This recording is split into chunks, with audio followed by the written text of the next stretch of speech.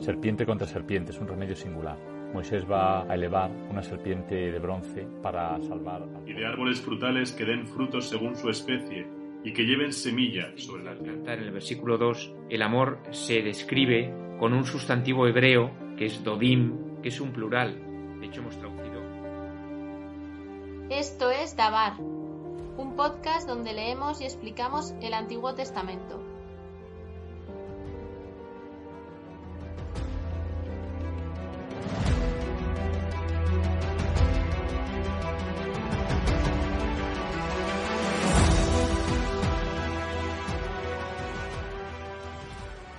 Continuamos con nuestra lectura del Génesis con el capítulo 4, el capítulo en el que se narra el asesinato de Abel a manos de su hermano Caín.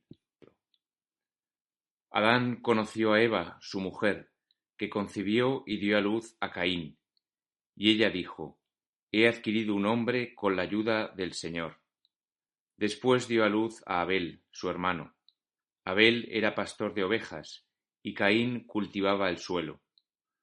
Pasado un tiempo, Caín ofreció al Señor dones de los frutos del suelo.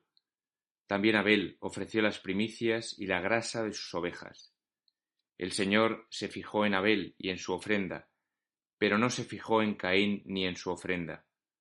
Caín se enfureció y andaba abatido. El Señor dijo a Caín: ¿Por qué te enfureces y andas abatido? ¿No estarías animado si obraras bien? Pero si no obras bien, el pecado acecha a la puerta y te codicia, aunque tú podrás dominarlo. Caín dijo a su hermano Abel: Vamos al campo. Y cuando estaban en el campo, Caín atacó a su hermano Abel y lo mató. El Señor dijo a Caín: ¿Dónde está Abel tu hermano? Respondió Caín: No sé, ¿soy yo el guardián de mi hermano?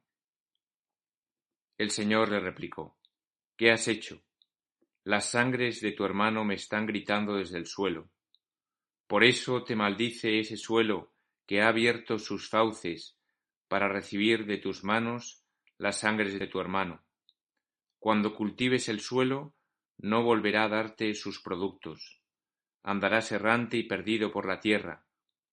Caín contestó al Señor: Mi culpa es demasiado grande para soportarla. Puesto que me expulsas hoy de este suelo, tendré que ocultarme de ti, andar errante y perdido por la tierra, y cualquiera que me encuentre me matará. El Señor le dijo: El que mate a Caín lo pagará 7 veces. Y el Señor puso una señal a Caín para que si alguien lo encontrara, no lo matase. Caín salió de la presencia del Señor y habitó en Nod, al este del Edén. Caín conoció a su mujer, ella concibió y dio a luz a Enoc. Caín estaba edificando una ciudad y le puso el nombre de su hijo Enoc. A Enoc le nació Irad, e Irad engendró a Mehujael. Mehujael engendró a Metusael, y Metusael engendró a Lamec. Lamec tomó 2 mujeres, una se llamaba Ada y la otra Sila. Ada dio a luz a Yabel, que fue el padre de los que habitan en tiendas con ganados. Su hermano se llamaba Yubal, que fue el padre de los que tocan la cítara y la flauta. Sila, a su vez, dio a luz a Tubal-Caín, forjador de herramientas de cobre y hierro. La hermana de Tubal-Caín era Naama. Lamec dijo a sus mujeres: Ada y Sila, escuchad mi voz. Mujeres de Lamec, prestad oído a mi palabra. A un hombre he matado por herirme, y a un joven por golpearme. Caín será vengado 7 veces, y Lamec 77. Adán conoció otra vez a su mujer, que dio a luz un hijo, y lo llamó Set, pues dijo: Dios me ha dado otro descendiente en lugar de Abel, asesinado por Caín. A Set le nació también un hijo, que se llamó Enos. Por entonces se comenzó a invocar el nombre del Señor.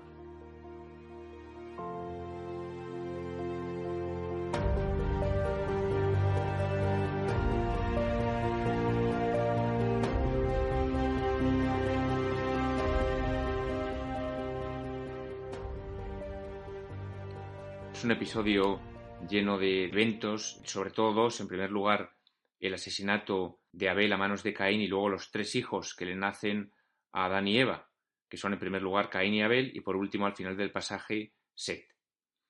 En primer lugar, comentar un poco el significado de los 3 nombres de los hijos de Adán y Eva.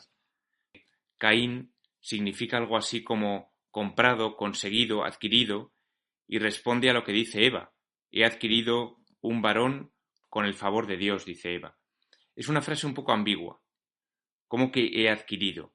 ¿Acaso el hijo es una especie de mercancía? ¿Y dónde queda Adán? ¿Y solo con el favor de Dios? ¿O es un hijo que es propiedad de Dios? ¿Qué significa este he adquirido? Quizás Caín fue el hijo deseado, el hijo comprado, y por eso se maleó y no fue capaz luego de aceptar a su hermano Abel. Quizá en este nombre del propio Caín está el destino de una madre posesiva que pretende acaparar a su hijo. He adquirido un hombre solamente con el favor de Dios.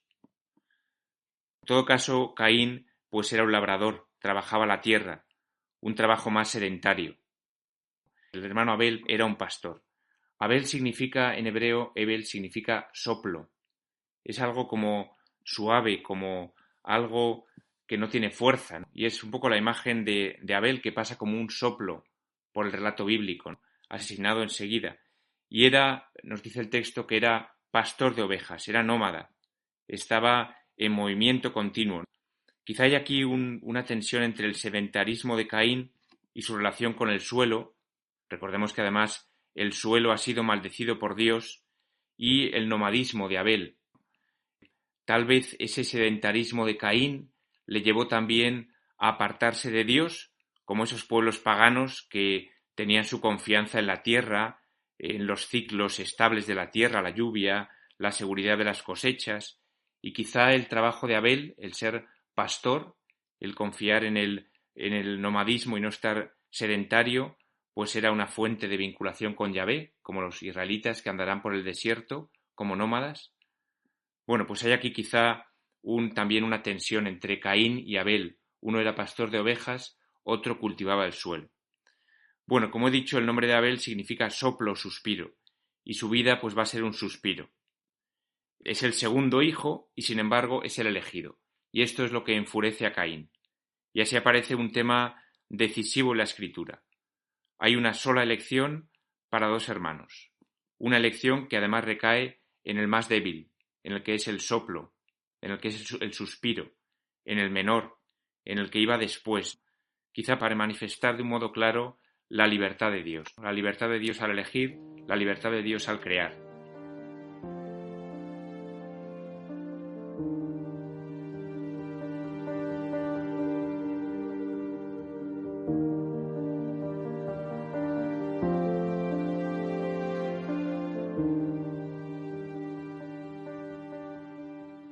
¿Qué ocurre entonces? Pues que Caín se enfada. Y Dios le advierte de que el pecado, dice el texto, es como un animal agazapado a tu puerta. Fijaos aquí que dice así el texto, ¿no? El pecado es como un animal que acecha a tu puerta, dice literalmente, y te codicia. Fijaos otra vez la representación del pecado vinculada con la animalidad, ¿no? Está a la puerta acechando como una fiera, pero tú podrás dominarlo. El hombre fue constituido imagen de Dios porque podía dominar sobre la serpiente. Acabamos de ver, sin embargo, en Génesis 3, que se ha dejado dominar por la serpiente, pero todavía está en su poder dominar al pecado. Por eso este versículo 7 es muy importante. El pecado, es verdad, acecha al hombre, pero él podrá dominarlo si quiere. Sin embargo, sucede lo contrario. La historia nos muestra que el hombre se deja vencer por el pecado. Hay en el versículo 8 una frase muy curiosa en hebreo, muy singular, porque es una frase cortada. Literalmente dice así: Caín dijo a su hermano Abel, y cuando estaban en el campo, Caín atacó a su hermano Abel y lo mató. Esto de vamos al campo lo introduce las versiones, los 70 y luego la Vulgata, pero el texto hebreo no lo introduce, no lo tiene. El texto hebreo, como he dicho, dice literalmente: Caín dijo a su hermano Abel, y cuando estaban en el campo, lo atacó y lo mató. No se nos dice lo que Caín dijo a su hermano Abel según el original hebreo.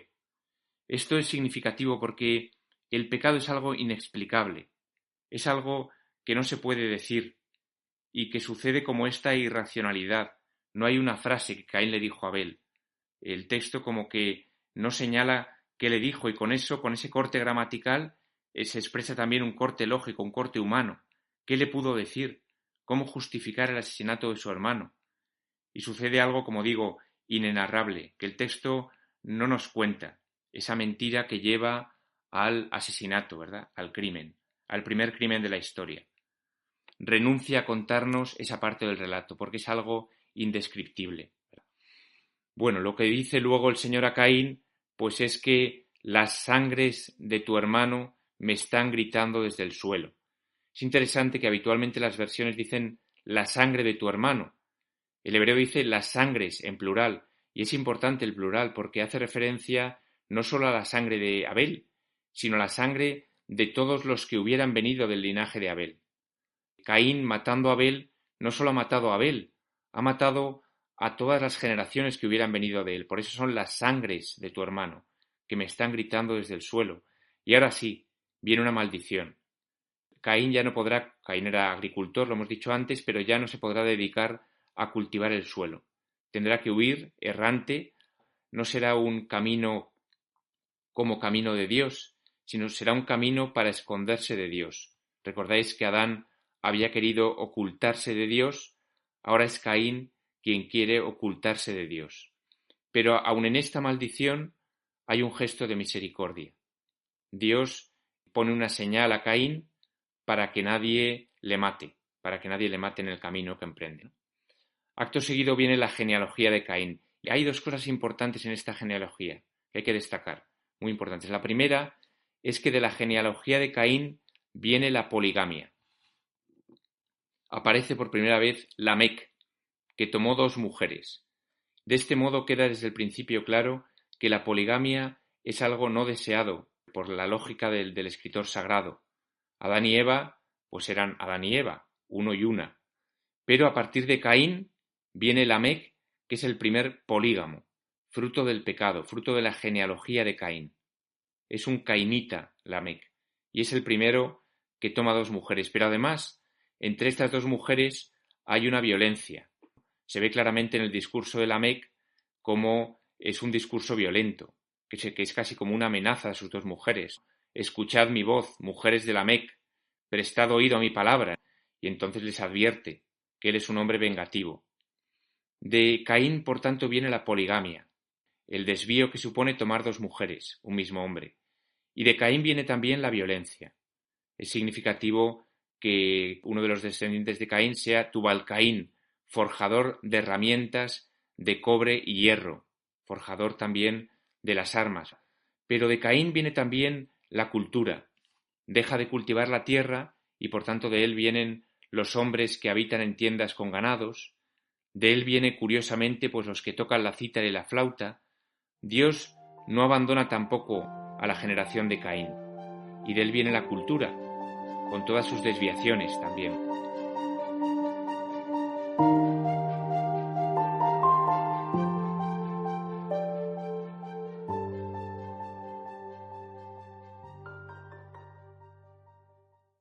El tercer hijo que engendra a Adán, pues se llama Set. Caín, el adquirido, el hijo por tanto deseado que se malea.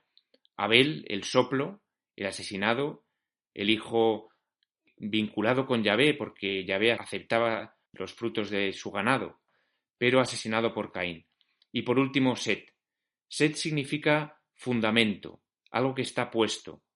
Por eso dice que Dios me ha puesto un descendiente en lugar de Abel, asesinado por Caín. La tradición rabínica ve en Set al Mesías.